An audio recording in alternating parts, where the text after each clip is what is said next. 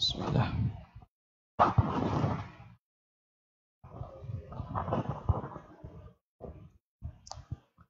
Bismillahirrahmanirrahim.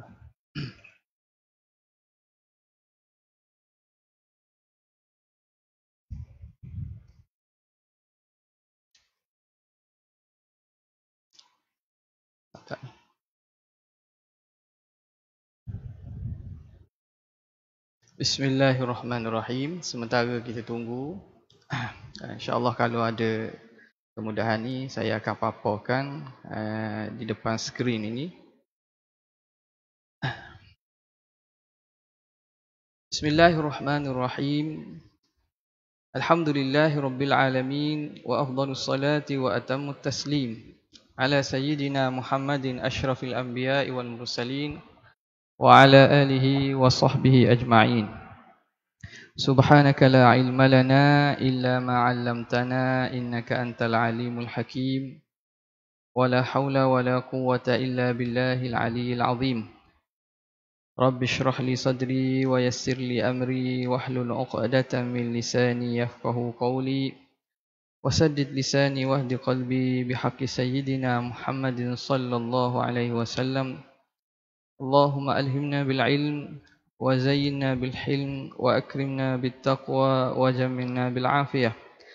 Allahumma akhrijna min dhulumatil wahm wa akrimna bi nuril fahm waftah alaina bi ma'rifatil ilmi wa hassin akhlaqana bil hilm waj'alna mimman yastami'una al qawl fayattabi'una ahsanah walhamdulillahi rabbil alamin. Alhamdulillah, kita bersyukur kehadrat Allah Subhanahu wa taala. Dengan izin dan taufik daripada Allah, kita dapat berada pada kali kedua kuliah kita di sini untuk sama-sama kita menyentuh beberapa perbincangan daripada kitab Huwallah yang saya rasa ada daripada jemaah yang ada nuskah yang asal dan juga dah ada yang terjemah, alhamdulillah. Cumanya terjemahan tu katanya tidak ada stok dah kat luar dah. Jumpa mana Tuan Haji? Lama dah. Dalam proses daripada yang menterjemah untuk mencetak baliklah. Moga-moga kita sempatlah kita. Jadi kita asalnya ialah ditulis boleh.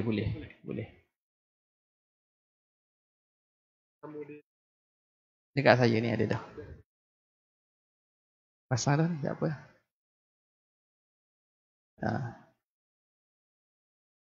Tak tahu. Ni patut boleh pasang dah ni.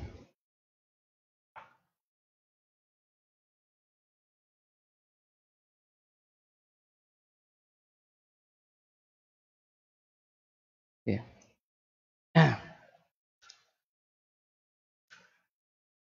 Tunggu dia keluar dah. Kalau keluar lah. Kalau dah keluar tu nak kan.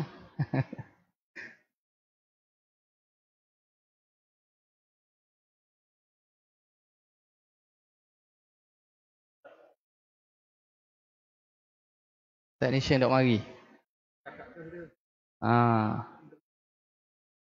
Boleh buat tak? Dah.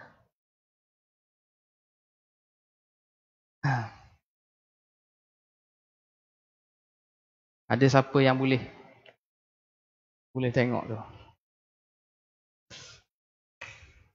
Tak ada? Dia pasang terus je ni. Pasang terus je Tuan Haji. Dia tak payah tu. Ni terus kepada projector. Saya nak pasang terus je sini.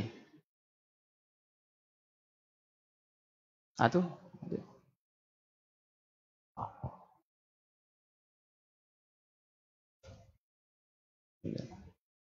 Tak tahu.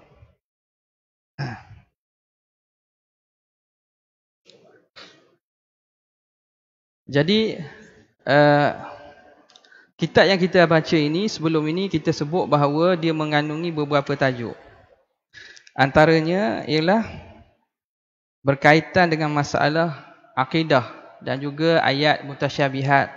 Dibincangkan berkaitan dengan permasalahan istiwa. Boleh. Seterusnya, beberapa isu berkaitan dengan masalah uluhiyah, rububiyah dan asma' was sifat. Kemudian, perkara yang berkaitan dengan isu maqam al-khaliq dan juga makhluk, iaitu kedudukan hamba dan kedudukan Allah Subhanahu wa taala, dan isu berkaitan mentakwilkan ayat-ayat mutasyabihat, serta beberapa isu-isu lain lagi yang berkait yang disentuh oleh pengarang kita ini, almarhum Sayyid Muhammad bin Sayyid Alawi Al-Maliki. Ni internet. Ni internet ah. Internet kan dia? Ni sama je. Oh, okey. Okay.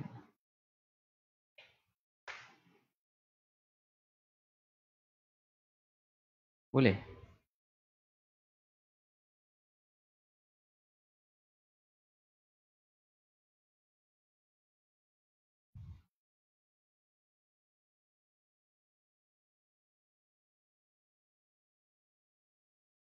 Tak ada.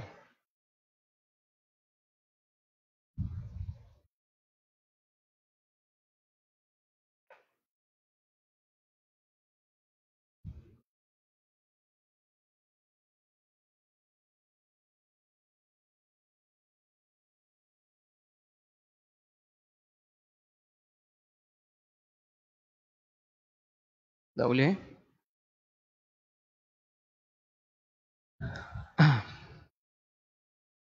Okey.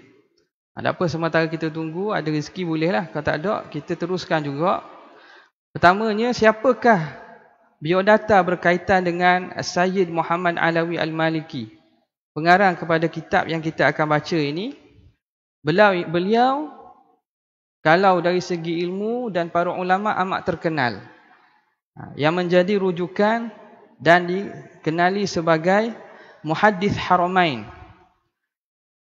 Ayah beliau, Said Alawi bin Abbas Al-Maliki, juga seorang yang terkenal, yang menjadi guru kebanyakan daripada ulama-ulama yang biasa, tok-tok guru yang tua dah meninggal dah di alam Melayu kita. Antaranya kalau di Terengganu ni arwah Tuan Guru Haji Abdul Rahman Al-Fatani Pumbing. Jadi, dan juga ulama-ulama lain. Ayah dia sangat terkenal, dan beliau ini mengajar di Masjidil Haram. Beliau dididik oleh ayahnya, kemudian menyambungkan pengajian di beberapa institusi, antaranya Al-Azhar Sharif. Di sana beliau mendapat ijazahnya serta sampai kepada tahap doktorah, iaitu profesor. Diberi anugerah profesor oleh Universiti Al-Azhar kerana jasa dan juga penulisan beliau terhadap ilmu Islam. Di samping itu, beliau juga pergi ke negeri-negeri lain untuk mengambil ilmu daripada para ulama negeri tersebut. Antaranya di Morocco Maghribi. Boleh.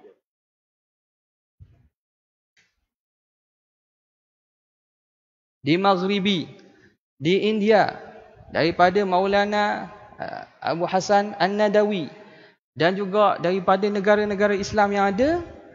Beliau ini tidak ketinggalan mengambil daripada mereka ilmu dan juga mengambil daripada mereka ijazah serta rantaian sanad-sanad yang ada daripada para ulama dunia.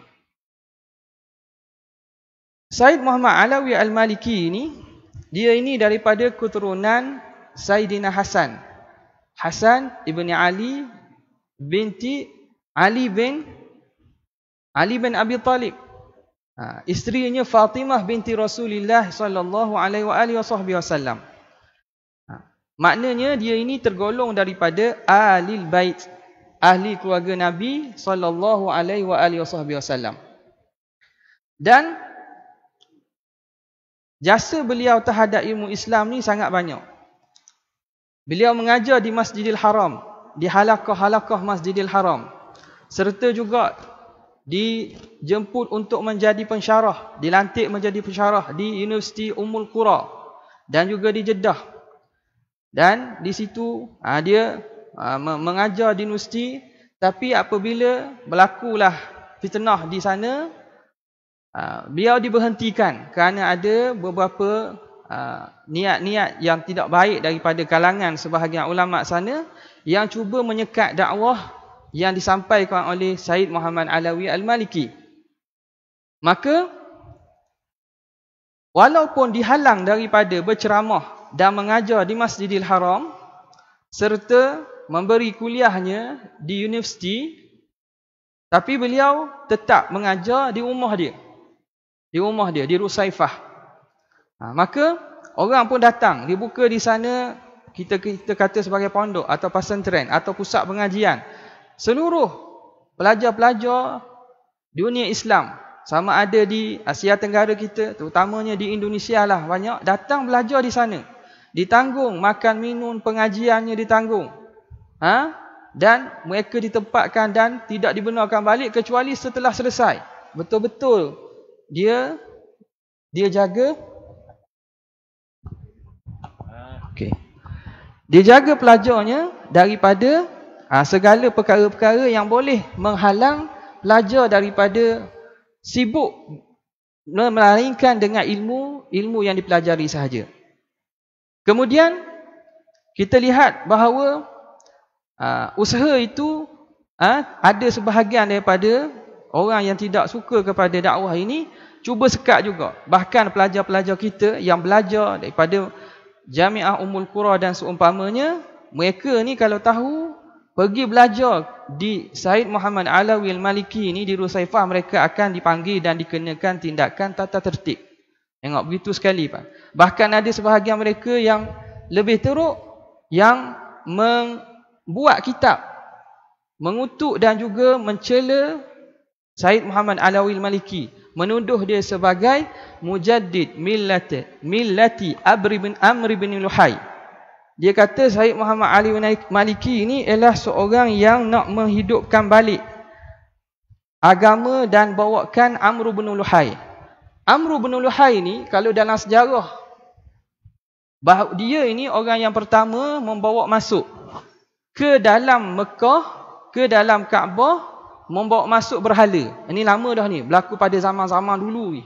Sebelum Rasulullah dibangkitkan, yang mana asal pembinaan Mekah itu dibina oleh Saidina Ibrahim dan Ismail. Dia tidak ada di sana berhala, tidak adalah. Tapi ada seorang ni namanya Amr bin Luhai. Dia ni pergi ke Syam dan lihat bahawa orang lain duk sembah berhala, dia menarik. Jadi syaitan pun mencantikkan amalan itu, lalu dibawa masuk berhala ke Mekah, sehinggalah menjadinya agama Islam yang asalnya Hanif bercampur menjadi syirik dah. Pada awalnya menyembah kerana menganggap sebagai mereka itu wali-wali, orang-orang soleh, tetapi akhirnya menjadi kepada penyembahan berhala. Jadi dituduh Said Muhammad Alawi Al-Maliki ini seorang yang nak hidupkan balik, padahal jauh sekali. Kenapa begitu? Kerana beliau ni cinta kepada Rasulullah, mengadakan Maulidin Nabawi. Apa lagi? Beliau ini menghidupkan majlis-majlis zikir, yang mana di sisi golongan yang kita tahu di Saudi ni mazhabnya berbeza. Bagi mereka benda itu bid'ah. Tapi sebenarnya bukan bid'ah. Kerana apa? Kerana ada sandaran daripada syariat kita. Jadi itu ringkasannya. Dan beliau wafat pada 15 Ramadan. Wafat pada 15 Ramadan ketika pada hari Jumaat. 15 Ramadan tahun 1425 Hijrah. Wafatnya dalam keadaan orang masih bukan ada penyakit, untuk wafat dengan mengejutlah pada 15 Ramadan, hari Jumaat pula pada bulan Ramadan di Mekah. Yang mana ketika itu apabila mendapat berkhabaran solatnya diimamkan di Masjidil Haram, disembahyangkan di sana dengan ribuan manusia, mengiringi jenazah beliau ke Ma'la perkuburan yang ada di Mekah, yang mana ditanam di situ Sayyidatina Khadijah alaihassalam. Saya sebenarnya tujuan nak tunjuklah gambar-gambar yang berkaitan dengan pengarang ini. Tapi tak apalah, kalau tak dapat ni, kita cuba pada minggu yang selepas daripada ini. Okay. Jadi ditanam di perkuburan Ma'la, dan kita tahu di Mekah dan Madinah ni tanah dia sikit, tak banyak, sempit. Apabila ingin ditanam jenazah, terpaksa digali kubur-kubur yang telah ditanam, yang disangkakan mayatnya hancur, ditanam mayat lain pula. Tak, kita bayangkan kita pergi ke Baqi', tempat tu berapa ramai yang tak situ, juta lah kita katakan. Macam mana nak tanam dengan keadaan sempit gitu? Kerana kubur lama dia akan gali balik, kalau ada sisa-sisa tulang dan seumpamanya, kalau hancur tak apalah, diletakkan mayat baru. Kalau tidak, dia akan asingkan tulang-tulang itu dan ditanam mayat seterusnya. Begitulah dibuat. Tapi kerana orang tanam tidak berubah, Allah Ta'ala nak tunjuk bahawa orang ini orang yang Allah Ta'ala pelihara, dan dia ini orang yang dekat dengan Allah Ta'ala. Lalu ditanamkan baliklah. Bila satu kubur itu kita gali, mayat tak berubah, kita tak boleh nak letak mayat lain. Tanam baliklah, gali kubur lain. Tunggu beberapa tahun pula, gali semula. Digali semula kubur, digali-gali-gali, mayat tak berubah juga. Tak berubah juga. Berlaku 2-3 kali, akhirnya buat ketetapan tak usah gali kubur ni. Kubur ni tak usah gali dah. Orang ini memang dijaga oleh Allah Subhanahu wa taala. Jadi beliau ni, antara kitab beliau yang kita sedang baca ni lah, moga-moga dengan pembacaan kita ni, namanya cukup ringkas. Huwallah. Huwallah. Dialah Allah. Makna kita nak kenal siapalah Allah, yang mana kita ini, hidup kita ini ialah Allah yang menghidupkan kita. Hidup kita ini ialah tujuan untuk beribadat kepada Allah dan menjadi hamba Allah. Jadi kita baca pada muka surat yang ke-7 situ, kalau tuan apa yang ada kitab, setelah daripada muqaddimah, aqaidu ahli al-haqqi hiya aqaidu salafis salih. Alhamdulillah. Sebelum tu marilah sama-sama kita membaca Al-Fatihah. Kita sedekahkan kepada pengarang kita ini, almarhum Sayyid Muhammad Alawi Al-Maliki rahimahullahu taala, dan kepada para ulama, kepada orang-orang yang telah mendahului kita daripada para ibu bapa, kaum kerabat kita, para awliya, orang-orang soleh, syuhada, wa ali baiti Rasulillah, wa ila hadratin Nabi Muhammadin sallallahu alaihi wa alihi wasallam. Syai'un lillah lahumul Fatihah. A'udzubillahi minasyaitonir rajim. Bismillahirrahmanirrahim. Alhamdulillahirabbil alamin. Arrahmanir rahim. Maliki yaumiddin. Iyyaka na'budu wa iyyaka nasta'in. Ihdinas siratal mustaqim. Siratal ladzina an'amta 'alaihim ghairil maghdubi 'alaihim waladdallin. Amin. Setelah daripada mukaddimah, kita masuk kepada pengenalan. Pengenalan aqaid ahli al-haqqi hiya aqaidus salafis salih. Akidah ahli al-haq, iaitu yang diwakili oleh ulama Asy'ariyah dan Maturidiyah ini, itu dia akidah yang dibawa oleh para salafus salih. Alhamdulillahi wahdah, لأن كماله سبحانه هو الكمال الذاتي المنزه عن الحدود المطلق عن القيود، وكل ما اتصف به سواه من علم وحياة وسمع وبصر وكلام وغير ذلك من صفات حتى الوجود منحة منح المعطي سبحانه، هو مالكها المتصرف فيها، وكل كمال في الوجود فهو كماله، milkun lahu subhanah, wa idza kana al-khattul jamilus was-sun'atul mutqinatu natiqatun bilisani haliha bimaharatil katibi was-sani'i wa bara'atihi fakullu ma fil wujudi alsinatu hamdin tantiqu bihikmatil badi'i azza sya'nuhu wa ilmihi wa qudratihi fala yastahiqqul hamda ala haqiqati siwahu li'anna ghairahu laysa lahul kamalu dhati wa laysa masdaran lil kamali wala mun'iman wala mudabbira. Kata penterjemah, segala puji hanya milik Allah Ta'ala kerana kesempurnaannya adalah kesempurnaan sejati. Alhamdulillah wahdahu. Pujian itu hanya milik Allah Ta'ala saja. Sama ada pujian itu yang kita puji sama-sama kita atau kita puji pada Allah, hatta kita puji diri kita atau puji orang lain, semuanya milik Allah kerana kesempurnaannya adalah kesempurnaan sejati. Li'anna kamalahu subhanahu huwal kamalu dzati. Kesempurnaan yang sejati. Kita ni sempurna kenapa? Kita ni jadi sempurna kerana Tuhan tutup aib kita. Kalau Tuhan buka aib kita, nampak di mata orang, orang tak akan nampak kesempurnaan kita. Tapi kerana cantiknya Tuhan tutup keaiban kita, Tuhan zahirkan aspek keindahan kita, maka orang pun puji kita, orang pun muliakan kita. Padahal kita ni Allah Ta'ala tahulah macam mana kita ni dengan Allah. Nampak?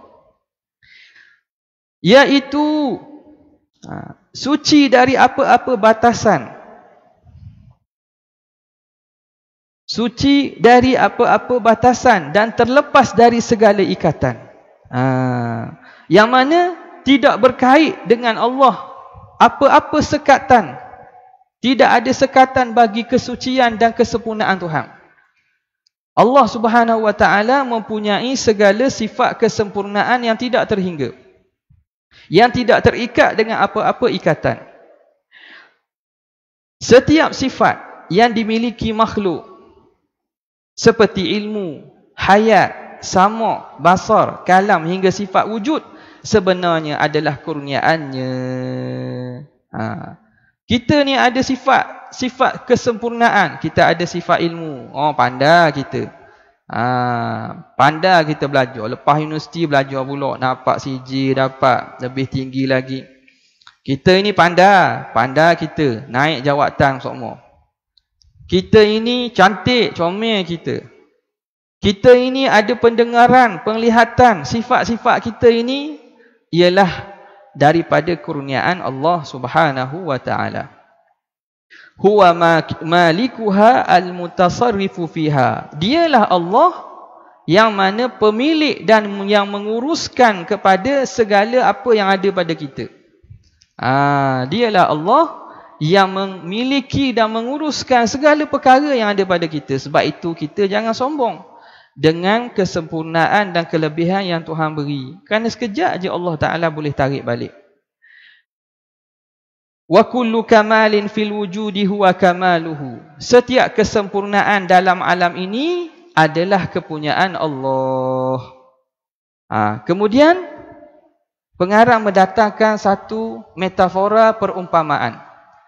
Jika sepotong tulisan yang cantik dan sebuah rekaan yang canggih dapat menjelaskan kemahiran dan ketelitian penulis serta perekanya, maka semua yang ada di dalam ini merupakan lidah-lidah pujian yang menyatakan ketelitian, kekuasaan dan keilmuan pencipta yang maha tinggi. Ini biasa contoh dipanggil sebagai dalilul itqan. Dalam ilmu akidah dipanggil dalil al-itqan. Kita disuruh oleh Allah Subhanahu wa Ta'ala memerhatikan alam. Kenapa disuruh kita perhati alam? Kerana pada alam ini kita dapat kenal Allah. Sebagaimana kita lihat contoh yang pengarang bagi, tulisan yang cantik. Ada tak tulisan? Khok-khok yang comel sikit lah. Atau khok tu Kalau ahli kha' dia boleh kenal, kha' ni tak apa nak kena. Kha' ni comel sungguh. Ahli yang bidang kha'. Kita tengok satu kha', satu ukiran. Kalau ukiran ni comel, ukiran comel. Ukiran ni cantik ni. Nampak ada ketelitian dia. Sesuatu ukiran tu yang kita lihat tu, kita akan terus kita akan nampak kepada apa? Kepada orang yang mengukir dia. Dia tak akan tiba-tiba jadi gini. Kha' yang tertulis tu tak akan tiba-tiba ada sendiri.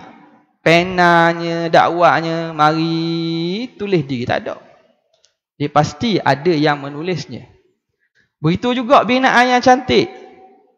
Dengan ukiran-ukiran ini. Itu semua bila tengok tu, ni pandai arkitek ni. Ni arkitek ni ada orang seni. Ada taste kita kata. Itu kalau kita tengok benda yang kecil. Cuba tengok kepada alam yang luas ni. Alam yang luas ini. Wasun'ah al-mutqinatu. Satu ciptaan, rekaan. Sun'ah ini satu produk. Benda yang begitu teliti cantik. Sebenarnya apa? Natiqatun bilisani haliha.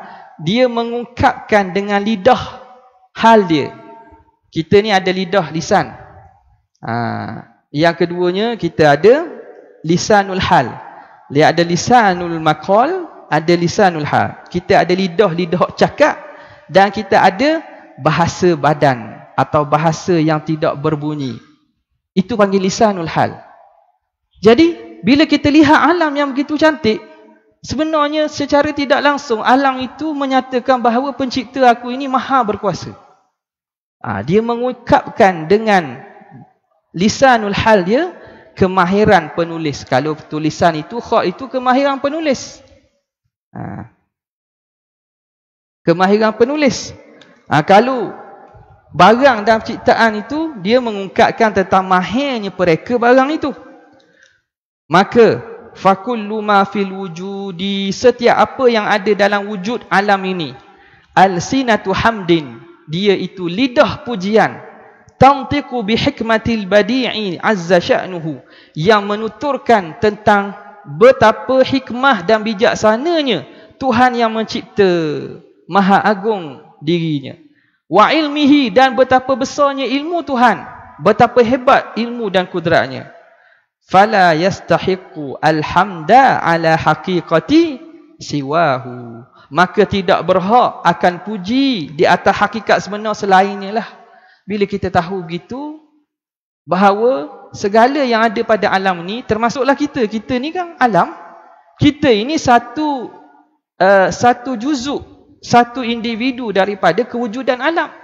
Tidakkah kita ini ciptaan Allah? Tidakkah kita ini menuturkan secara kita sebut ataupun diri kita bahawa Allah maha bijaksana menciptakan kita? Jadi sebenarnya orang puji kepada kita, apa sebab? Orang puji kepada kita kerana cantiknya ciptaan Allah. Sebagaimana kata Ibnu Athaillah, innama madahakan nas li jamili satrihi alaika. Orang ramai puji kamu ni kerana apa? Kerana cantiknya Tuhan tutup keburukan dan Tuhan liputi dan pakaikan kamu dengan kecantikan. Jadi tertutup segala kekurangan, lalu orang pun nampak cantik, orang pun puji kita.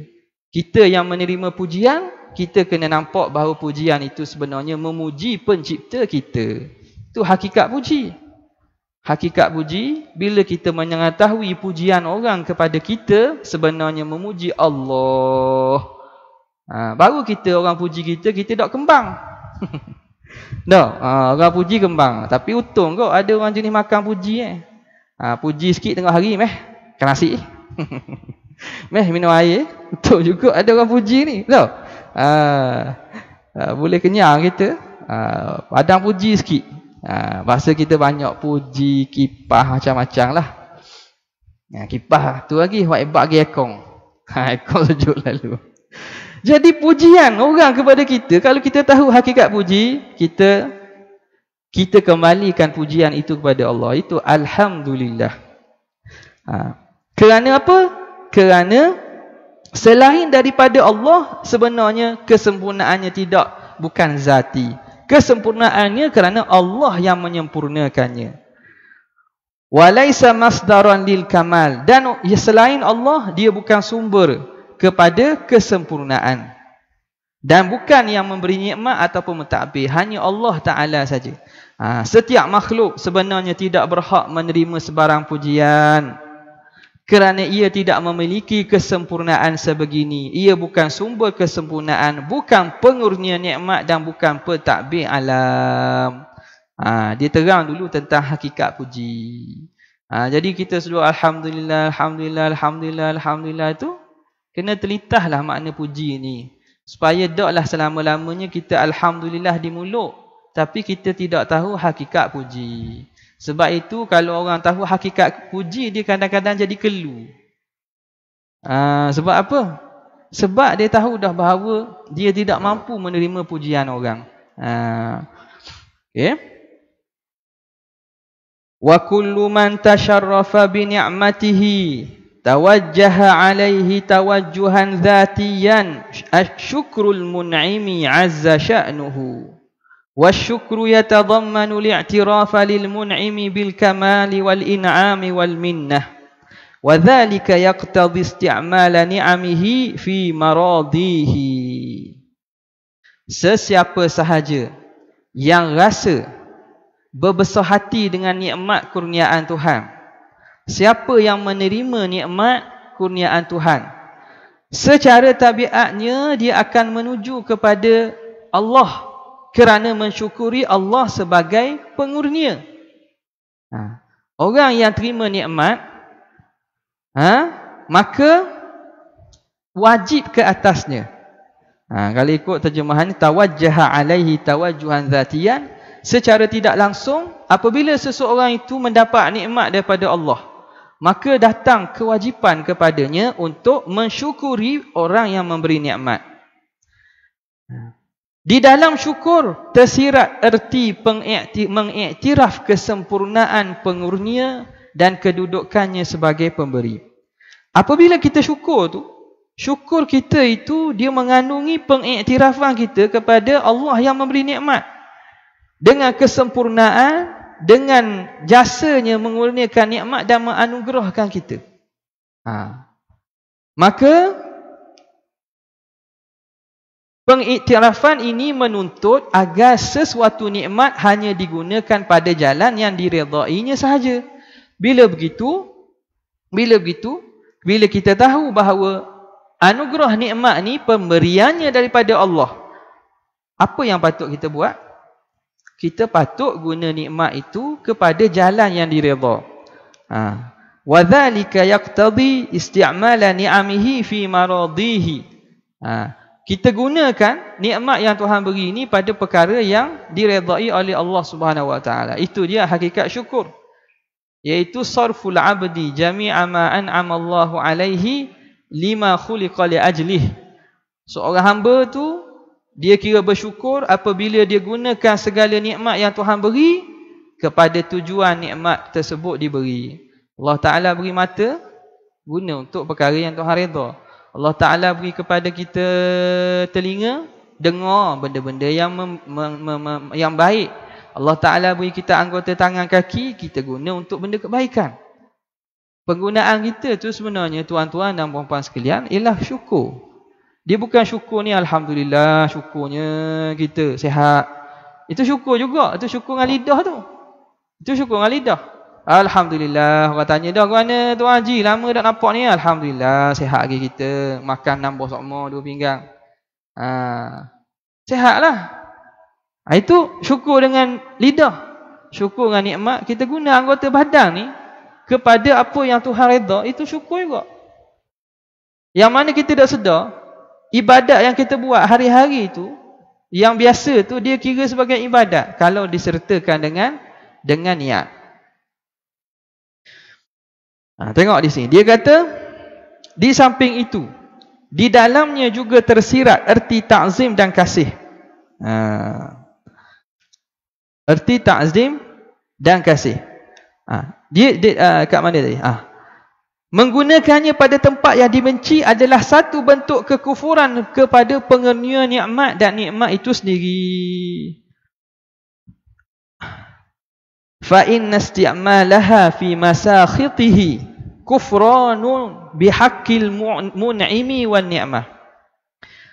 Sesungguhnya penggunaan nikmat, kita guna nikmat kepada perkara yang dimurkai Tuhan. Kita guna nikmat pada perkara yang Tuhan murka, itu sebenarnya kita kufur dengan Allah Ta'ala yang beri nikmat, dan kita kufur nikmat. Kita kufur nikmat.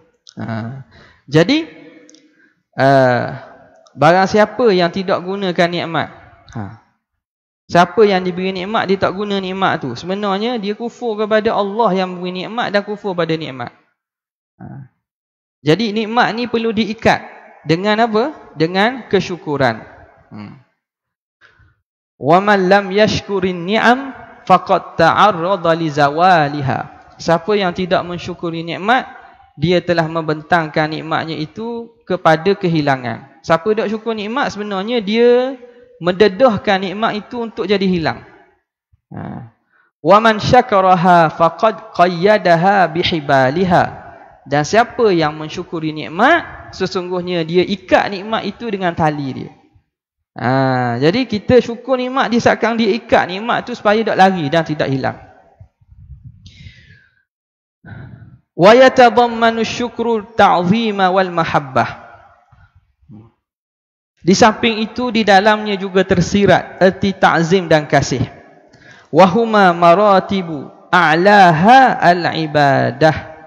Wala yastahiquha illa al-mun'imul a'la subhanah. Kedua-duanya mempunyai beberapa peringkat. Beberapa peringkat. Mana ni? Ta'zim dan juga mahabbah ini. Kita mengagungkan dan kita kasih kepada Allah Subhanahu Wa Taala. Mengagungkan Allah dan kasih kepada Allah, dia ada banyak martabat situ. Yang paling tinggi ialah al-ibadah. Itu kita menjadi hamba yang bersifat dengan kehambaan yang sebenar. Yang mana yang paling tinggi ialah sembah. Al-ibadah makna kehambaan, ataupun beribadat kepada Allah.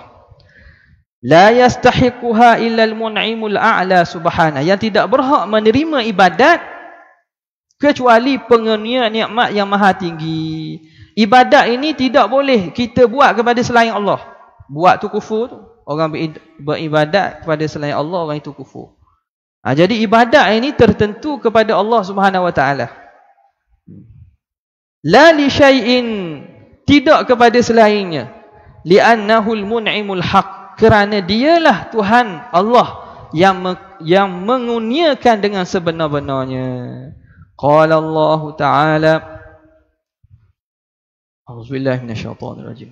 Wa minan nasi man yattakhidhu min dunillahi andadan yuhibbunahum ka hubbillah walladzina amanu ashaddu hubban lillah. Surah Al-Baqarah ayat 165.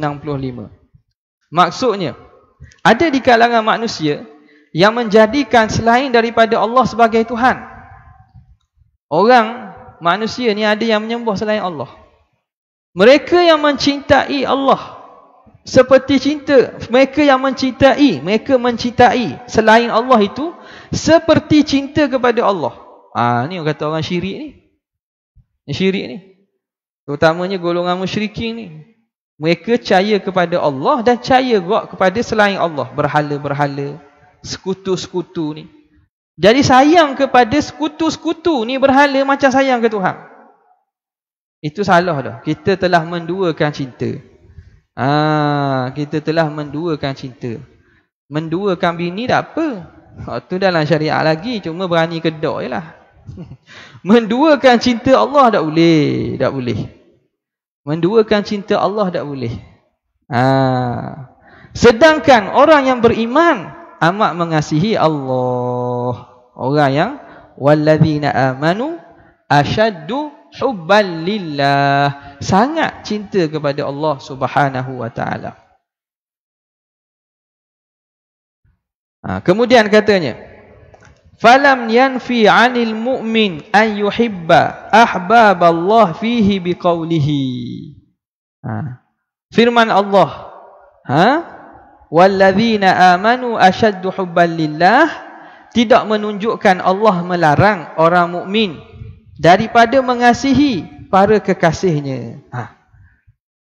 Adakah di sini Allah Taala kata walladzina amanu ashaddu hubban lillah, orang beriman ini dia sangat cinta kepada Allah. Makna boleh tak kita cinta kepada orang lain? Adakah di situ melarang kita cinta kepada selain Allah? Kita tidak nafikan bahawa manusia ni dia ada bahagian-bahagian cintanya. Jadi dalam ayat ini Tuhan tidak menafikan daripada orang mukmin bahawa dia mengasihi ahbab Allah, kekasih-kasih Allah. Dalam firman-Nya walladzina amanu asyaddu hubban lillah, firman Allah itu tidak menunjukkan Allah larang orang mukmin daripada mengasihi kekasih-kasihnya. Kita boleh kasih kepada orang yang Tuhan kasih, boleh. Dia tidak larang, tapi kasih yang paling tinggi maksud asyaddu, yang paling kuat ialah kasih pada Allah. Dan dia tidak larang untuk kita kasih kepada orang-orang lain, orang yang menjadi kekasih Allah, Rasulullah, para nabi, para aulia. Tegahan di sini hanya untuk menunjukkan kepada sikap melampau kerana memberi rasa kasih peringkat tertinggi kepada mereka. Wa innama al-mamnu'u an yataghala fi hubbihim ila a'lal maratibi. Jadi dalam ayat ini Tuhan larang kita kasih selain Allah itu, kita kasih lebih daripada kasih Allah. Itu tak boleh tu. Kita sayang anak kita, sayang harta kita, sayang bini kita, benda halal. Boleh, tapi jangan letak lebih daripada kasih kepada Allah. Ini cakap mudah, nak buat pun payah. Nak buat payah. Bukan orang lain, saya pun nak buat payah juga. Kita sama-sama muhasabah. Fayastawi bainallah wa baina khalqihi fi a'la martabatin allati hiya haqqullahi wahdah li'annahu la yastahiqqul hubbal a'la warraghbatal ulya warrahbatal ulya siwahu. Seterusnya, apabila seorang itu memberi kasih tertinggi kepada makhluk, maka seterusnya menyamakan antara Allah dan makhluknya dalam pemilikan peringkat tertinggi ini yang sebenarnya hanya milik Allah. Peringkat yang paling tinggi kasih milik Allah. Tiba-tiba orang yang syirik ini dia kasih kepada selain Allah tu melebihi Allah. Dan tidak berhak menerimanya. Selain daripada Allah tidak berhak menerimanya. Begitu juga rasa takut tertinggi kecuali dia. Benda ni la yastahiq al-hubbal a'la, tidak berhak mendapat kasih yang tertinggi, war-raghbatal ulya, dan gharbah, rasa rasa keinginan yang paling tinggi dan rasa takut yang paling tinggi selain Allah. Tak patut kita takut ataupun cinta makhluk ini lebih daripada Allah Subhanahu wa ta'ala. Wal hubbul 'abdi li rabbih khaliqihi wa munsyi'ihi huwa hubbun lahu li dzatihi subhanahu. Kasih hamba kepada Allah adalah semata-mata kasih kepadanya sahaja. Kerana Allah itu Allah. Allah itu pencipta. Wa hubbuhu li ahbabillah innama huwa li hubbillahi lahum. Jadi rasa kita berhenti di situlah pada katanya kasih hamba kepada Tuhan adalah semata-mata kasih kepadanya. Jadi insya-Allah kalau tidak apa-apa saya akan paparkanlah kalau masalah ni dapat diselesaikan. Mungkin dapatlah orang ikut secara tengok pada skrin. Sekadar itu saja, wabillahi taufiq wal hidayah. Wassalamualaikum warahmatullahi wabarakatuh.